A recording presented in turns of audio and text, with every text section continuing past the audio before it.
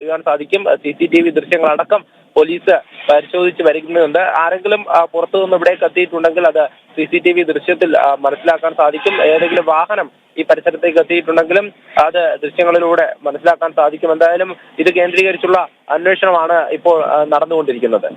മനോജ്, പരിസര പ്രദേശത്ത് കഴിഞ്ഞ ദിവസങ്ങളിൽ എന്തെങ്കിലും അസ്വാഭാവികമായി കണ്ടതായോ ആരെങ്കിലും? ശരി മനോജ്, തുടരുക. ഇപ്പോൾ നമ്മോടൊപ്പം BJP വെസ്റ്റ് ജില്ലാ പ്രസിഡന്റ് S പ്രശാന്ത് കൂടി ചേരുകയാണ്. ശ്രീ S പ്രശാന്ത്, ഈ ഒരു ഘട്ടത്തിൽ നമുക്ക് പറയേണ്ടത് ഒരു ട്രെയിൻ അട്ടിമറിക്കുള്ള സാധ്യതയല്ലേ അവിടെ കാണുന്നത്? കാരണം കഴിഞ്ഞ ദിവസം ഇതുപോലെ ഒരു പോസ്റ്റ് അവിടെ പ്രത്യക്ഷപ്പെടുകയും പോലീസ് അവിടെ എത്തി ഇത് മാറ്റിവെക്കുകയും ചെയ്തൊരു സാഹചര്യം ഉണ്ടായിരുന്നു. ഇത് ബോധപൂർവം അവിടെ കൊണ്ട് സ്ഥാപിച്ചതാണെന്നുള്ള കാര്യത്തിൽ സംശയമില്ല.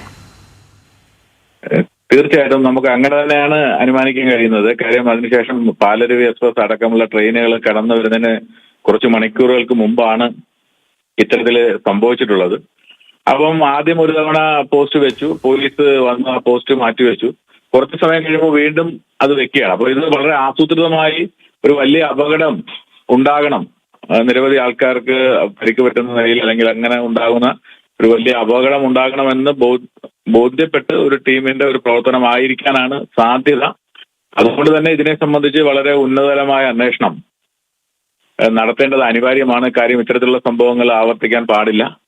ജനങ്ങളുടെ ജീവനും സ്വത്തിനും ഒക്കെ സംരക്ഷണം വേണം. അതുകൊണ്ട് വളരെ ആസൂത്രിതമായി നടന്നിട്ടുള്ള ഈ സംഭവത്തെ ആസൂത്രിതമായിട്ടാണെന്നാണ് പ്രാഥമികമായി നമുക്ക് മനസ്സിലാക്കാൻ കഴിയുന്നത്.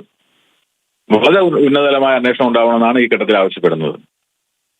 ശരി, വളരെയധികം നന്ദി.